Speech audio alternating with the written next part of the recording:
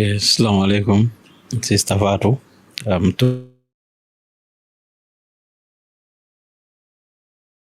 Touray and the staff of the Kerr Fatou. maa ngi leen a nuyu yéen ñëpp ku nekk si sa tur ak sa santa jërëjëf ci léegi ñu grant this audience pour ñu waxtaan cuma tànka couple of things la bi Fatou Samba génne àdduna without a doubt bokka nga si ñi ma njëkka call pour one confirm the news but also di ma mastaw an emuloo ci loolu rek call nga ma multiple times di ma seet naka laa def it means a lot ma gisoon tribute bi nga binda ci moom tamit ñun ñëpp ay colleagues lañ nekk ci media bi di liggéey together bi ma fi taxawalee li ma fi taxawal man maa kew dañ daan wax lu bari bot bi ma demee ba jiital Fatou Samba train ko dama ko bàyyee yëpp mu ko ron so there has been a great collaboration si diggante yeneen media houses yëpp and Kerr Fatou is not an exception ba bi maa ñëw fii léegi xale yang maa seedeel ne ma seen drivers yi are very good partners fuñ dem dañ dee exchange footages ñu ngi tooñ ñeneen ñi sax naan leen naka ngeen def xamu leen fii because da ngeen dee dem Kerr Fatou di uti footage wala di share content and the like so fu ngeen dee dem always how comes you don't know that place na in terms of Fatou ak liggéeyam you are one of the last people ñim interactal si Semester Avenue bi si airport bi she sent me the pictures sent me the videos of bim la interview man duma dee seetaan shows yi lu bari I don't watch all the shows waaye lépp lu moo def as I said during her funeral she updates me in real time amu dara lu moo nubu wanteeg man and bim la interview ñëw na wax ma ko say sa sister la doon interview ti ak di in fact I stumbled on some of those footages after she passed away and people were sharing them and talking about it so genuinely good relationship lañ am bi buuba di ñëw America the last time nga jël sa téléphone call ma ne ma dama bëgg ñu participate ñu partner ñu def li co-produce ko and nga jàppale ko moom tamit yaa si dara mu ñëw foofu bi mu excel la ma call in fact man dama leeta ñëw foofu ñëw fekk ñëpp a ngi toog di ma xaar bi ma excel mu ne ma my boss ñu génn ma moom si biti mu brief ma on what he wanted ma empower ko mu def exactly lim bëggoon a def loolu collaboration rek a ko mun we are in this together ñu ngi dem around di meet different people Birkama area council lañ jógee ni dem meeti chairman Yangs Dabo yesterday this time I think we were at the UDP bureau meeting Honorable Dabo we met with Talib, met with Rugilo, His Excellency the President, NACA and other stakeholders so meet on nañ iAfrica TV and from here we are going to the Fatou network. We have a good relationship with all of you benn dama bëgg ngeen baalal Fatou axa ñun ñoo bokkoon liggéey bi ñooy ànda di éeg di daanu ka wàcca xam naa ne yàlla dimbale na ko ñu bari dañ ko daan wax ne ko njaxlaf la she was mostly accredited for njaxlaf am energy am ambiance but also xaw a bari affaire yal na yàlla yokka leeram si waxtu liggéey bi wala def liggéey bi in the process of doing her job maybe often na leen individually tamit could be ne am na lu ngeen seexoon ak moom su fekkee ne am na dara lu ngeen seexoon ak moom luñ xamut we want to know and see lan nañ ci mun a def but di leen ñaan ngeen baalal ko axa that's number one. Number two, since she's no longer with us the institution has to move on, work has to continue. Yàlla def na nag one of the things that I am fortunate about is having a dynamic team ñoo xam ne maa ngi liggéey ak ñoom for years. Fatou was the face of the institution waaye foog naa ne all these faces are people you are familiar with as well. Dewuma si biti maak suma board bi pour jëli kenn pour mu ñëw take over the institution. Réeré wu leen mbir ne we are a 2-in-1 institution, media platform but also a training entity. which we have been doing for years. And Santayala ne almost every media house in this country am nañ currently suñ people yi fa nekk wala ñoo xam ne jaar nañ fi liggéey ak yéen muy ñoo xam ne ñu ngi leen a train ñi nga xam ne dem nañ ci yeneen media houses yi that's what we do. We take pride in seeing them in other places doing what they're doing, but ñi nga xam ne tamit ñu ngi des ak ñun ñoom lañ empower all this while. Musa Jata here mooy the interim country coordinator, attended our training program, got employed as an ordinary staff, mu nekk supervisor, nekk di technical director, deputy country coordinator until yàlla def li moo def. So moom mooy take over place Fatou. Bariwut affaire comme Fatou nag moom he is mostly a behind the scenes person. Liggéey yi ñoo def foofu yëpp ci loxoom la nekk. Fatou daf daan tukki lu yàgga bàyyi fi office bi. It's just fortunate and unfortunate this time is permanent. She's not gonna return. But Fatou indeed used to travel, and be gone. In fact, a week before she passed, she was in Dakar for a whole week or more, and business was still going on. Chiloho Nila Nekon. Ibrahim Sanyang is the operation manager. Each of them have been with us for more than 5 years. Depuis 2017, 18 or 19, then joined as one of the few people. So in training Benak Santayala ne, as of yesterday, I received the permanent accreditation from NACA. We are now officially a training college. We've been doing it informally for a long time, and over 600 young people which we are very proud of. Certificate bigger than receive was an in-company or in-house certificate only signed by us, but now we are officially a college. Accredited as by NACA, and of course we are working or will be working with the Ministry of Higher Education to make sure the standards are kept and are maintained. We want to continue to shape and change the media landscape by giving these young people, especially the underprivileged young people, because ñi fi toog ñi yëpp ak ñeneen ñi nga xam ne jàngal nañ leen musuñoo xalaat ne dinañ doon am this type of opportunities pour mun a liggéey si platforms yi nii if it wasn't for the training that we are giving them. So seeing all of them ku si nekk di def li ñoo def ba nga xam ne dem na ba office of the president am ku fa liggéey koo xam ne si suñ xale la jaaroon ak yeneen platforms yi, that is very fulfilling to me te looloo tax ma koo def based on my personal experience. So Yaya Bayo has been Fatou's personal assistant and finance manager. Fum anda mok Fatou ñoo fa anda lu Fatou daan lijjanti moom moo ko daan lijjanti in terms of administration. So it's nothing new. Lim doon def la continue rek to work with Musa to do so now. Du ñàkk ngeen a bàyyi xel Ramatulaye has been with us for the longest. In fact, at some point she was the face of Gambian talents until Fatou came on board. Programs yu bari moom moo ko daan def diggante 2016, 17, 18.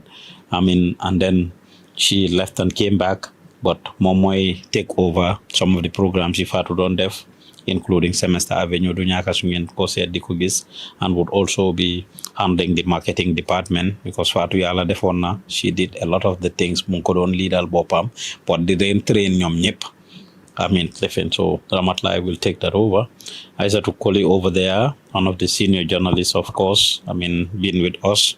Xale yëpp ñoo leen yar dama ko dee xool moom rek ne ko dafa màgga léegi, because I remember how little she looked when she joined us. Now they are all young ladies. Moom mooy suñ government and current affairs correspondents working at the State House and all government projects ñoom ñoo ko dee cover. Momit, of course, is one of the senior journalists there and reporters. And we have Mambinta Njai and Adam that will be taking over the technical department. They have been here with us for a few years, Nyom Tamit, very dynamic and hardworking young ladies, and that is why we promoted them after the demise of Fatou. Adam Momak, Aissatou Koli ñoo dee ànda fu nekk across the length and breadth of the country, 2 young women, fu President Barrow egg ñu egg fa moom, wàcca fa moom, and doing all kinds of things, which is something we are proud of. And Modou Job, of course, here behind the camera, is also one of the senior journalists, but also my office in America has a desk officer here. Moom mooy the desk officer here. Lii mooy li ñu indi woon. The collaboration has been there like I said xale yaa ngi wax lu rafet loo xam ne sax they don't consult with me on that pour share all the things that they share su nekkee ci field bi because ñun ñëpp a ko bokka. I heard Charles' name from Fatou long time ago. Kum naw la kum xam la kum sonal la dama daan dégg turam si moom and moo tax bi ma ko gisee he's one of the first people ñi ma baalu daf ma yóbbu ba si moom one time xam ma fan lañ tase mu introduce ma ak Charles. I mean they go way back. So yéen ñëpp maa ngi leen a baalu xam naa ne interactoon naa yéen jaxasoo woon naa yéen on her behalf maa ngi leen a baalu lii mooy woon suñ tànka ma ne pour ñu ñëw rek pour I mean introduce them to you dina bàyyi Musa mu share a few words.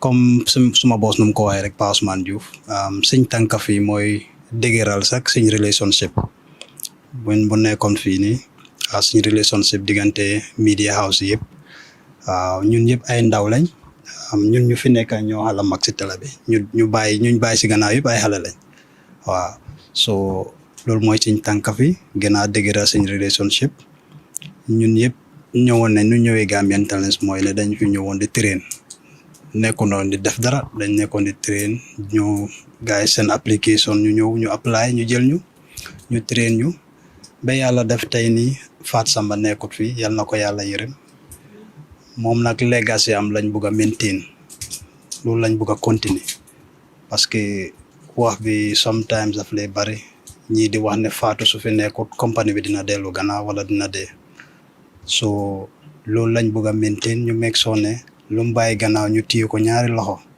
ñu tax ba génne ko fu mu nekk nii yóbbu ko si kaw a kaw nga gis moom tamit fu mu nekk dina kontaan dina xam ne ñu mu bàyyi si gannaaw dëgg-dëgg takka nañ seen digga ñu ngi liggéey comme nu mu ko bëggee woon waaw yenn programme yu mu daan def yëpp dina continuer di am waaw office number yëpp yoo xamante ne moo ko daan use yëpp dina fa nekk yëpp duñ ko change email address bi everything is going on waaw suñ relationship ak yéen loolu ku nekk gis na ko léegi dañoo dem si field bi ñu manqué le dara ma call Charles mu dimbale ma si dara léegi moom tamit the same thing léegi ñu bugg a footage ñu ñëw ba fii yéen tamit ngeen ñëw ba seen office bi so loolu lañ bugg a mu continuer da nga gis suñ relationship dafa gën a am doole ngir ne Fatou nekkut fii nekk minute ne suñ relationship bi foofu la war a am dañ bugg a mu gën a sax mu gën a continuer loolu mooy suñ tànk fi jërë ngeen jëf. sama boss gis naa ba passé bu mujjee tase ñëw nga baalu nga ma si ci wàllu Fatou sunu xarit sax laay wax man nag dëgg nag tàmm moo di wax si média bi because ñun ñoo day nekk si ginnaaw waaw ñun moom behind the scene lañ dee nekk waaye kontaan nañ nag si seet bi ngeen ñu seet si li nga wax yëpp dégg nañ ko suma boos male ñoom Sagnang ñoom Saabu Fatou yéen ñëpp suñuy xarit ngeen suñuy mbokk ngeen média bi daal ñun ñëpp benn lañ ñun ñëpp ñoo war a jàppoo nekk benn waaw loolu laa amoon li ma doon wax ma bàyyi kàddu bi ak sama boss Buba. Thank you so much boss because Kerr Fatou ak Gambia Talents is family comme Charles nu mu ko waxee and that service man bu ma tukkee laa ko xam because dama organise programme boo xam ne mun naa wax ne programme la boo xam ne nit yi ñoo ko organise yëguma ko waaye sama boss bu ma ko waxee I was time boobu noonu it was very very tough for me mu call la and you were very open at the time nga jox ñu that avenue nga ñëw dimbale ñu with that coverage because it was so big ñun ànduñu ak camera at the time so that shows na even at the top level there is a very very good relationship. So in regards to Fatou Samba, she was a friend to everyone in the media, not only Kerr Fatou. So ñun suñu fii ni from Charles man suma boppa and all our reporters kum tasel dafa joke ak yow dafa wax ak yow and everything. So it's like that family relation yàgg na fa between Gambia Talents ak Kerr Fatou man suma boppa meet nañ several times. Daf ma dee wax ne most of the trainees yoo xam ne dama dee train guy dama dee wax guy ne they should look up to you because when you were coming to Kerr Fatou no starté ak xam nga no growé to this stage mu ne most of the time daf ko dee wax lifinami so we had that relationship so fooguma ñun suñu fii amala nit nit mutul nag waaye as far as Kerr Fatou is concerned moom we have that relationship ak moom. So you made a very important point. Am na ñoo xam ne bàyyi na leen gannaaw, and these are the people. So the institution will definitely remain. And the most important thing is Fatou Samba dafa am luñ ko xamee, one relationship ak nit yi. So they should try staff yoo xam ne bàyyi na leen ci gannaaw. ñoom dañu war a try to maintain that relationship between them. Government officials yi, the people that she interviewed, si dëj bi, ñoom dégg nañ kàddu yoo xam ne jaar nañ fa. So that is very, very important as far as the institution is concerned. And they should be on top of issues like Fatou Samba soo ko seetaan ne nga xam ne nit la koo xam ne dafa passionate si lu moo def, dafa bugga liggéey bu moo def. So if you are doing this job, I think it's very, very important to love what you are doing. It's very, very important. So ñoom jàngal na leen, bàyyi na leen si gannaaw tey, du ñëwaat, but they are here. War na la yoon bi already. So you should be able to stand nga ne nit ne lii la ma jàngal, and I'm able to do it. That is very, very important. So I think it's for all of them, the seniors and the juniors. Ñun yëpp nii lañ starté, okay? Man ma doon ñëw fi mënuma téye, even I can mënuma lifin, but Fatou ma jox fit bi, and then mu ne ma you can do it. And I am hosting 2 programs today on Kerr Fatou. Musuma foog ne mun naa ko def. So Fatou Samba su nekkee fi mu jàngal gaay at this stage nekkaatut fi, I think they should be able to also do it. But the relationship definitely, I think the loolu moom dafa remain the same. Gis nañ ko si yéen yow ak Fatou, because suñ boose gis nañ jiwo bu fa nekka, and also the relationship boo xam ne am ngeen ko. So ñun tamit junior staff yi inshallah dinañ téye loolu. So di ñaanal Fatou Samba rek yal na ko yàlla yërëm te xaaree ko àjjana. Yàlla ñun ak mënuma ñaan bu baax nag waaye ñun ñu fi nekk tamit yàlla na yees. Yeah, loolu lay ñaan rek. So we thank you so much for coming. Nothing has shocked me like Fatou Samba's passing, and I think loolu lu ko waral mooy si nit ki la. She was somebody who did not look at anybody with a different. She looked at everybody the same. Nga nekk president, nga nekk ordinary citizen. I think my last conversation ak moom mooy ne ko yow for them rek dinañ la xàmmee. For them, when Fatou Samba is at any press conference, the ministers knows there's somebody there. She always marked. I see myself in her so much when I was much younger, active, and she always sing last small role model. But she was somebody that every newsroom wanted in their office, and I said that to her openly, and I said it always here. She was never a country director. She was an ordinary reporter. Fofula tek bopam, and I think lim mel si réew mi loolu la ñëpp del ñaan ñu am bés bu mu am. Su dee loolu rek la war nañu am jortane she's resting well, because Fatou Samba àddina la nit mutut waaye yaakaaruma ne amal na nit aha. She always carefully knew what to say to people. Even Sula like the toughest question, she said it in a very respectful and jovial way, and I think she will be remembered for that. Why dila masaw dila gërëm tamit because, and I keep saying this, what you did, how you stood for her, how you remembered her, made it very important. Nit ku nekka sa last day, last time loo fi def ak nuñ la terale ak nuñ la sigile mun nga teral nit bim nekkee àddina waaye lu am solo rek mooy final day and how you handled it, how you treated her, how you respected her memory is what matters. And ñëpp loolu la ñuy ñaan ñu am ku leen taxaw boobu taxaw si àddina am na solo waaye sa last days, and you did that very well, and that is somebody nga xam ko xamuloo ko. Every Gambian is saying it. ñëpp dañ ko wax ñëpp ñu ngi la see gërëm ñëpp, because Fatou Samba was everybody's Fatou Samba. It was not just you guys, she was everybody's Fatou Samba.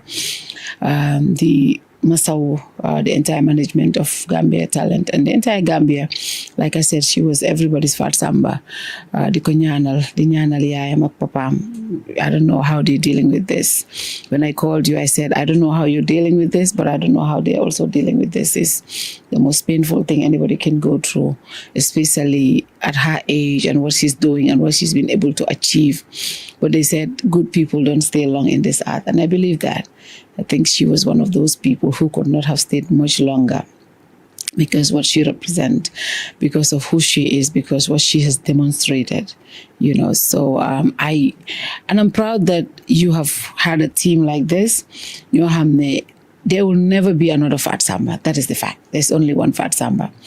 But one thing I think the team can do is to her legacy, to keep it burning, because to be honest, she made people have been there. Pa Ousman Sampa Gambia Talent, but to be honest, she took it to another level, and I think that is one thing everybody knows, and it's for all of you to move on with her legacy, and that will make her smile. She holds this dear to her heart, so it's for you to carry on that legacy and take it to another level. And I know you can do it because Foko Gisrek, you never saw her alone. Focus Fat Samba, you will see her with somebody. She never goes alone. So that only shows that she was always transferring her knowledge. She was always transferring information. So people understood what she was doing. So Lolumo am solo si leadership. So nekesi leadership, make sure people around you understand. When I come to office, sometimes once a week, I work from home because I always want to make sure when I'm not here, there's somebody to carry on things. And today I can say, we have a team like yours, Bohamne. Even if we're not here, people can carry on. That is very important. And I think she did that. We had a great relationship, Gambia Talent and Kerr Fatou. When Buba was going to US, Magis flyer. The first thing I thought was call Buba and put Paos on the line. I knew he would have our back because we had that relationship. And he did it. I called him once for flyer M. The rest, they handled it, and we saw what they were able to do. And that has translated to such relationship. The Marine Cafe, sometimes I'm live broadcast, my digga Fat Samba voice, I'm just in van be. And cook and Fat Samba, Fat Samba, but that's the kind of relationship they had. And even every day when we are not able to go to coverage, first thing Sira will say, Badunga Moki Gambia Talent. That's the place we know you guys are everywhere. You in Lingen Munakova, I don't know how you do it, but we always come to you guys for rescue to get material. And it didn't have to ever come to me because the relationship is already there. I never called to arrange any of those. I never called to ask. There was always a relationship for us to come anytime we want, whatever we want to get, and Fogna leadership in your Lolo. So we appreciate that partnership, and rest assured that is going to continue. It's been a partnership we cherish and we appreciate. And I think for Fat Samba, we should just continue more even on that relationship, because that's what she has done. Lola Ligay, Lola Buga, and that's what should continue. So from our end, we'll continue to do that. And I know also it will be the same, but we want to thank you for that long-standing partnership. Fatina introduced my team. Bikasa is the head of marketing and admin. She's also a host of the Badi Akash Abuwa is the head of the newsroom.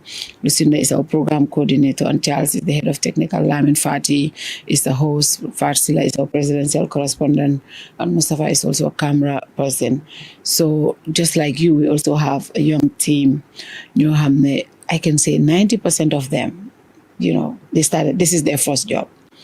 90% of them started as intern, and they came in as intern and rose. I always tell people, Buba is my best example. She started as intern, but to the point I had to convince him to say, you need to take up this job and leave the other job you were doing. So when we take people just like you, we want to train people to be who we want them to be, and we have achieved that in our team members. And I think the minimum anybody who's here has worked is 2 years, 3 years. People I started with Kasa with one table. we were not paying salaries to each other. We started from that end. Benata ma talk ni mu talk ni. But we were able to have this kind of office with a team of over 20 something people. You know, I think look at more dedication and also people's commitment. Like you said, we cannot pay all these people that work for us. It's a token of appreciation. That's why all the time I tell my staff, thank you. Even if they give me some little, I say thank you, Jerejef, thank you, because I know salaries is not payment. Salary is just to say thank you, because people do a lot. Sometimes 9, 10. How can you pay anybody for that? You and I know in the West, we're paid hourly, but we don't do that here.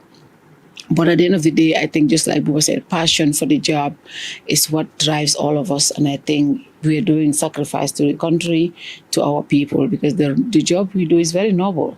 We inform the population, we give them information, and what we tell them is what they consume. And Fat Samba was one of the best giver of information. She gave it without title it. She gave it without mirror on it. She gave it without frightening people. She gave it in an authentic, but in a very calm and collected way.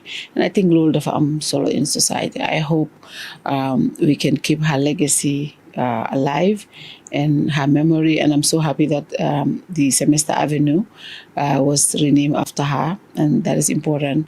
My last conversation was her Hangaman interview. She tried several times for interview. By force interview, and I'm glad that I did that interview. After her death, I went and watched it.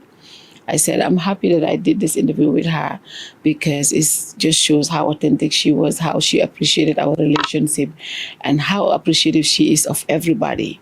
So, di ko ñaanal, di ko balal aha, su dee amal nañu ben aha, waaye yaakaaruma ko, waaye on behalf of our own entire team, di ko balal aha on behalf of the Gambian people, di ko saaku tam su dee amal nañ ko ben aha mo balal ñu, waaye yaakaar naa ne Fatou Samba was everybody's Fatou Samba. But thank you so much, Paos. Thank you. We appreciate what you have done for her to keep her legacy alive. Thank you.